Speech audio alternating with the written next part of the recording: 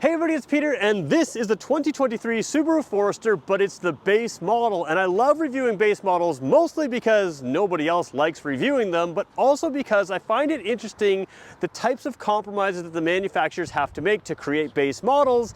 And in 2023, there really aren't any base models, especially in the small crossover segment. So if you've had a midline trim in the past and you're concerned about prices rising on vehicles, a base level car might be something to consider. Now, of course, there's always that negative for some people that you don't get the fancy wheels on a base model. You will get a lot of the options. One of the benefits here with the hubcaps here is if you throw winter tires on this car, it'll look the same in summer and winter. You could upgrade tires, I guess, if you wanted to, tires and wheels, but there's a lot of value in a current day base model, especially in this small crossover segment, and I particularly like what Subaru has done. So what I'm gonna do in this video is try to show you things the other videos aren't showing you. There's a lot to like about this car, and there's some things to be aware of that you may want to move up trim levels for. So we're gonna cover that as best as we can, but first of all, I wanna thank Jim Gilbert's Wheels and Deals, who give me complete access to their entire vehicle lineup. And if you have questions about this car or any car in the class, make sure you let me know in the comment section, and I'll continue to come back to both the comment section and make future videos on this vehicle, other vehicles, to make sure that you have a video database of the information you need to make the best decision for you. So let's get going with this review. So let's start out front. First of all, the Subaru Forester is built on the Subaru global platform that they use for just about everything. When the Subaru Forester first started, it was basically a SUV version of the Impreza. They just made a taller version, called it an SUV. It kind of looked a little funny, but even when it first came out in its first iteration, keep in mind this is when the Jeep, the square Jeep Cherokee, the original model, was still around, the Ford Explorer was still around. They were all body on frame trucks, essentially, where this was a unibody SUV. Basically what that means is this was sort of the beginning factors, the beginning model of what we now know as our small SUV craze. They're all built basically the same way, but Subaru did something different back then that nobody's copied, and they still have it now. They have what's called a boxer engine. So instead of having an inline four-cylinder engine, you have a boxer engine. If you don't know what a boxer engine is, it's what Porsche uses. Porsche uses them for a variety of reasons, but mostly because they have a low center of gravity, they can create good power, there's a whole bunch of benefits to that system, and Subaru's symmetrical all-wheel drive system works with that style of engine. The big benefit though is a boxer engine has a lower center of gravity, so you end up with something like this that is a crossover that drives really like a car because that lower center of gravity. But Subaru has gone further with this base model. They've included things that you would have never seen on a base model in the past. These headlights over here, they're LED. No big deal. Lots of cars have LED models, even lots of base models have LED lights, but they have Subaru's sort of reactive steering system on their headlights, which means you can have these headlights turn with the wheel. Even on a base model, that's pretty rare. There's a little button in the dash to turn that off, so they always stay forward, but that's something that probably the other videos aren't pointing out, probably you didn't know about. They also have what is called Subaru's EyeSight. There are two cameras up top on either side of the mirror. Now, nobody uses this EyeSight system except for Subaru, and it enables a whole bunch of safety features. So basically this has all of those safety features through the EyeSight that the higher trim models have, except for the ability to steer your car in a certain forward collision avoidance type thing. But it does have forward collision avoidance to brake. It does use that for a smart cruise control. It does use that for a whole bunch of things. A lane keeping assist type system where it can not only see the lane markers and warn you if you cross the line, it can actually steer the vehicle to help you stay centered in the lines. There are all kinds of benefits to having those two cameras up there, and Subaru's the only one that uses two cameras. Most people use one camera and a radar plate, but Subaru's two camera system is a really good system because what it does is it's a lot like your eyes. Because we have two eyes, we have good depth perception. So because you have two cameras, two eyes on either side, the computer programming is constantly evolving with Subaru, and on this model you have a full suite of safety features that you wouldn't have even had in the original EyeSight when it came out, only on the top trim models not that many years ago. So you have that EyeSight, you have the low center of gravity engine, that's the same engine in other Foresters. You have the symmetrical all-wheel drive system, that's the same symmetrical all-wheel drive system in the other Foresters as well. You even have an X-mode all-wheel drive. Now there's a dual mode X-mode all-wheel drive in the higher end Foresters of today, but the X-mode on its own used to be an upgrade as well, it's now included in the base model. So a whole lot to talk about here. Let's glance at the trunk, we'll glance at the back seat, and then let's jump in the driver's seat and talk about some of that technology in there, because again, for a base model, this thing's pretty impressive. So taking a look at the back end of the Forester here, one thing worth pointing out that you can't see from your camera angle is the Forester has pretty good ground clearance for a small crossover, more than others, which is worth pointing out. It gives you a little bit more off-road-ish ability, or certainly rough road ability, and that's worth pointing out. Now, base model, no power tailgate. I don't think that's the end of the world. Just comes up here with a quick release. You've got good open space here. A lot of SUVs are pretty good with the square space, but Subaru's always been good with it. Real square openings, so you can fit large boxes in. You can fold the seats down 60-40, or 60 here, 40 there. You have child tethers in all three seating positions. Some vehicles are still doing only in the outboard seating position, so you can put your child seat wherever you want with the proper child tethers rather than just the seat belt. You have little hooks on either side here for a cargo net that you can set up in various types of ways. 12-volt port over there, tie downs down there, down there, down there, down there, and you have an underfloor storage thing, and there's a tire, I believe, underneath here. Let's just take a peek. Oh, yep, there's a tire right there as well. So lots of good things that you would expect in all the SUVs out there, but even in the base model, you've kind of got everything you need. A lot of time they start cheaping out on the tie downs, or cheaping out on the cargo net holders, or the no 12-volt port, those kind of things. If you want a cargo blind, sometimes the plastics here won't accommodate that. This isn't included in this car, but you could go get it as a Subaru accessory and put one in there if you want it as well. So you've got lots of options here. It's a good cargo space. Let's check out the back seat, where you'll notice a little bit of base model stuff, but there's also a lot of good there. And then we'll go to the front seat. All right, so we just finished showing you the trunk. One other cargo item I should point out is, even on the base model, you do have a roof rack. Subaru is sort of famous for taking your kayaks, taking your mountain bikes, taking everything you want, a roof box up there. You do have that even on this base model. So if you've been dreaming about getting a Subaru and kind of being an outdoorsy kind of person, even this base model will give you all the functionality that you need. A couple other things that I like that a lot of people don't point out is, if you look at these doors here, before we jump in, I'm just going to show you how they're set up. Not every small crossover does this, but of course crossovers are a little bit taller than the average, sedan or something like that. And you have a system here where the door wraps all the way around here to the bottom here. What happens if you have a door that cuts off out here is you get out of these cars and your pant leg gets dirty, especially in the Canadian winters with the salt down there. You can see you've got a little bit of a lock in there just to guide all the door frame in there. Subarus are known for being very safe, but that's just really guiding all those pieces in. It's going to keep this area clean by having this seal down there. And like I said, some more and more manufacturers are doing that, but not everybody does. And it keeps your pant legs clean, which is kind of nice to have. All right, in the back seat, I said there's some good stuff, there's some not some good stuff. Let's talk about the good stuff. A lot of base models, they'll cheap out on plastics, especially in the back seats. You have a nice soft armrest there. You've got a bottle holder in the door there, so you've got good features right there. Now onto the stuff I don't like. They do give you a pocket on the passenger seat. Now, even on higher trim levels of a lot of cars, you don't see a pocket on the driver's seat. I just think they should all have one. You can see here as well, there's no venting or anything else back here. Now again, I shouldn't say there's no rear vents. There's almost always vents, well, there will be vents underneath the seat here. So you do have airflow to the back here, but a lot of cars put extra vents here that you can kind of aim and change around. And you can tell there's some missing buttons in here that the higher trims would have things for, maybe USB ports, potentially even heated seats. I haven't checked the spec sheet on that one. But you can see, that's where your base model stuff comes in. The only other base model type thing is the armrest here does not exist. There is no center armrest. Now again, you have bottle holders in the door. A lot of time cup holders are used, or armrests are used for cup holders there, which you don't have here. But let's focus on one more good thing as I flip the camera around and jump in. The Subaru Forester crushes it for backseat comfort. So check this out. I'm about 6 feet tall and I have tons of space here, and my legs are actually on the seat. A lot of SUVs, you're kind of up like this. This is not a massive SUV, but it has a good sized trunk and it has great passenger capacity here. And the bigger thing is, not only are my legs flush on the seat here, check this out.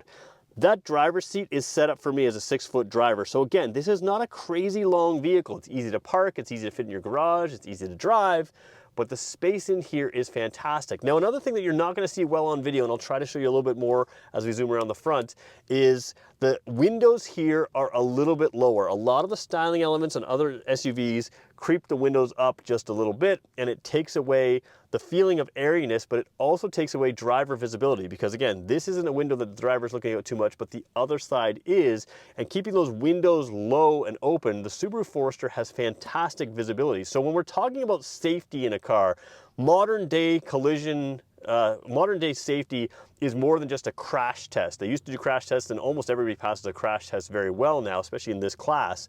Where vehicles fail is in crash avoidance. So this one has a bunch of crash avoidance technology, which is important, but it goes back to the simplicity of just allowing the driver to see out of the vehicle to avoid crashes, and that's where this one does very well. It's very good visibility out of this car everywhere. So let's jump in the front seat and talk about some of the stuff out there.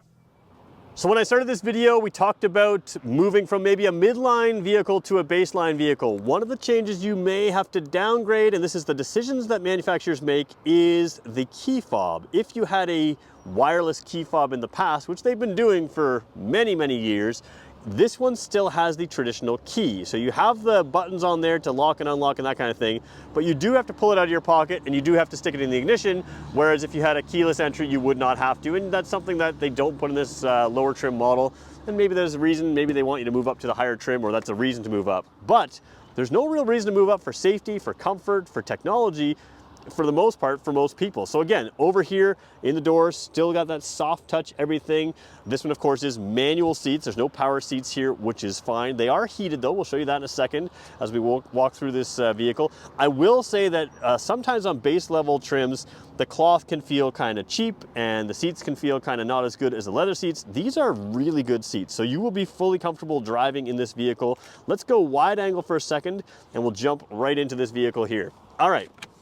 Jumping in here again, just so you know, water bottle holders up front. There's also cup holders, but there is water bottle holders in the door, which is nice. We talked about that adaptive headlight system, where that steering reactive headlights, or I think that's what it's called there.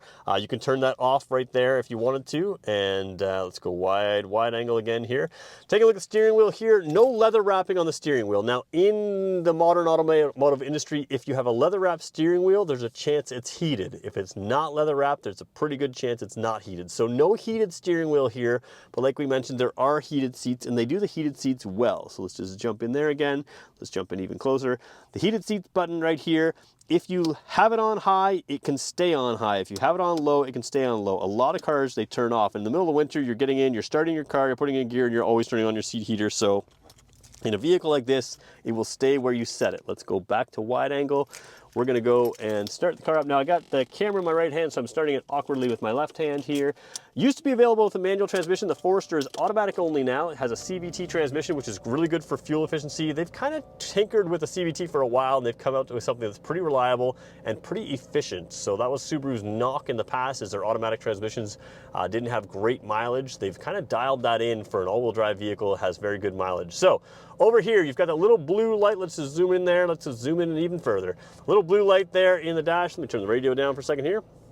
All right, blue light in the dash. When this vehicle is warming up, and it really does a good job of warming itself up, that blue light is on. In other words, hey, I'm not quite really warm enough to be pushed super hard. You'll also see that it revs fairly high when it is warming itself up. When that blue light turns off, the revs will drop, and it will get nice and quiet in here. Not that it's loud anyways. Again, base model vehicle, you still have a pretty nice dash display here, a full color display in the center here. You can go through all kinds of options. You have your fuel efficiency up top. You've got digital speedometer. You've got, like I said, a number of different items in there. So we saw that blue light turn off. You can see that tachometer slowing down to under 1,000 RPM now, just dropping right down. So again, that's sort of how that works. Speedometer, this is how Subarus do their speedometer. You're going to live between here and there-ish, but they do a sort of off-centered kind of thing. Same with the thing. The 0 isn't down here. The 0 isn't down here. That's how Subaru does stuff. It's pretty clear and easy to read. Now, on a higher trim level, you will have a digital screen up here. I want you to ignore fuel efficiency for a second, because these cars do exactly what they're doing right now at a dealership a lot. They idle a lot. So you can see right now your distance to empty is about 500 kilometers. That could change. We could cycle through here. Instead of a proper screen, you still have good information here. So 9.5 liters per 100 kilometers. Again, this car's been idling. Don't use that as a gospel of what this car is going to get. Left side's 20 degrees Celsius outside. Right side's the time. Going through here, liters per 100 kilometers, that's an instant and an average. I think when you're stopped, it doesn't show you the instant, obviously. There's your average speed from the looks of it. And then you kind of have a blank screen. I'm going to keep it right up where it was. So that display is up there, and we're gonna go full wide angle right above the radio here. Now on some Subarus, you have a different style screen here, sort of a more full screen. This is still a very good clear screen. Let's just zoom in a little bit. It's very hard to film a screen and show the clarity, but if we throw in reverse here, you'll see really clear backup camera. You can see my tripod back there and my other stuff. So very nice clear backup camera, even on the base model. If you turn the wheels here, you can see that the lines turn with it. You don't always get that on the base models either. So perfectly fine backup camera in there. AM, FM, and Sirius XM radio. Again, Sirius, not always something you see. The other thing I should point out is if we go into here, we can go into the apps and you can see that you do have Apple CarPlay and Android Auto. They're grayed out right now because it's not a selection I can choose unless the vehicle has the car or the cell phone plugged in. But that gives you full navigation through Apple Maps, through Google Maps on both, and that kind of thing, and other apps as well. So you do have those included in this car, which is a nice thing to have. Coming down here, pretty simple buttons here. I'll go back to the radio there. You can choose those radio buttons, so additional buttons that are presets so you don't have to touch the screen all the time. What's cool about this is it looks like a manual air conditioning system or manual climate control system, but you also have the ability to, like, you know, control it manually, but you can tap this over to auto, tap the fan speed over to auto, and then just choose your temperature and it will give you hot or cold, heat or cold, and you never have to touch them again, which is nice to have. Again, for a base model, you never used to have that auto setting. Now they do, so that works well. Down there, you can see 2 USB ports. Ooh, if I can get the camera on the right angle. Ooh, can't get it focused. Oh boy. There we go. 2 USB ports and 12-volt port down there, audio in as well. A little bit smaller area. I think my phone will fit there, but the largest phones may not, but that's okay. You have other options to place them. Automatic transmission here. On the higher trim models, you have the manual shift on the steering wheel with paddle shifters. That's one thing you're giving up here on the base trim. No big deal. You still get the electronic parking brake, which is a fully modern system. And this is that X mode all-wheel drive. You can cancel your traction control. You can change some of the settings on your all-wheel drive. Again, there's a dual mode X mode, but this still gives you a little bit further off-road ability than the typical small crossover, which I like. Cup holders in there, small area where, again, you can put your phone in here for the center console, and there is a 12-volt port in there as well, so you could have something charging in there. But let's take a look at the steering wheel. Subaru steering wheel, I actually quite like. A lot of people, you know, if you come from like a Tesla or something like that, you have like one control here, one control there, and then everything else in the car is controlled by the main screen. And I find that level of minimalism to be less than convenient sometimes. So over here, you've got your automatic headlights. They are set to auto right now. Then you've got your audio controls here. You get your radio type controls, your Bluetooth controls there. You have extra information settings that you can go through down here that are easy to reach down there. And then you have your smart cruise control over here. So it's a typical cruise control that can also keep the car centered in the lane. And that's, again, it uses these 2 eyesight cameras, one here, one there. You can see them looking forward behind the plastic there to see vehicles in front of you. And it can do things like I said, see the lane markers and keep the vehicle centered in the lane. It can see vehicles in front of you, and on smart cruise control, it can keep the distance between you and that vehicle. It can also work as an emergency. If you're not paying attention, the vehicle is capable, now don't test this, but it is capable of seeing a vehicle and stopping, or at least slowing down to minimize a collision. When you do this smart cruise control, you can choose how closely you want to follow electronically. I won't explain how that works, but this is a very intuitive system, and the dual system is better than most cars' single system, where you have to increase in. It's just hard to explain on a video without going into too much detail. This is better. What's cool about here is you have a couple drive modes. Let's just look at the dash. We're going to zoom right in. I'm going to hit this S and this I button, and I love the way Subaru shows how this works. So the I button is what we're in right now. We're going to hit the S button right there, and then if you go back to the I, you can see there's how the power is kind of mapped, and you can see there's the difference there. So you still make the same max power, but it kind of accesses that max power earlier in the curve, right? So that's sort of a demonstration, if you're used to seeing torque curves graphed out, that's sort of a demonstration of how the throttle mapping can work in a sport mode and in a regular mode. So what that does, of course, is less great for fuel efficiency, but more great for fun to drive stuff. So if you want a little bit more pep in it, you can do that. All right, let's go wide angle, show you the width here. You do not have blind spot warning in this car, but you do have great visibility, and I wish I could show that better. I'm gonna try here on this wide angle. I can just tell you that right away you notice thin pillars, wide open vehicle here. Ignore sort of the panel there. Again, good visibility there. And it's hard to show you on a camera how good the visibility is here, but I can tell you it's much better than your typical vehicle. That window in the center of your screen right there is much larger, much more usable. It is noticeably better visibility in this car, and that's worth pointing out. Let's flip the camera around to me for a second. Let's show you a couple more things. So I showed you the back seat with, me sitting behind myself and having tons of knee room. I am fully comfortable here as a 6-footer. Now I have the seat raised up a little bit, but as you can tell, holy smokes, there's a ton of room. I can wear a top hat in here, and I can lower the seat more, and I can raise the seat more. But what's cool is even sitting this low off the ceiling, my visibility out the front is excellent. So a lot of vehicles have a taller hood. Even the Honda CR-V, for instance, has a taller hood now than it used to, and you feel kind of buried in the car. If you're shorter, you're going to feel like you have great visibility. If you're taller, you can sit low if you want, but you can also raise it up as high as you want. So visibility can really kind of change the way, or you can change your sort of angle here very easily by raising and lowering the seat, which is kind of nice. You also have the full, let's go the other way, full tilt and telescopic steering wheel. So I normally film with the steering wheel close. It just gives me a little better angles to film the dash, but I can bring it right out towards me quite easily. Actually, I'll do it with 2 hands.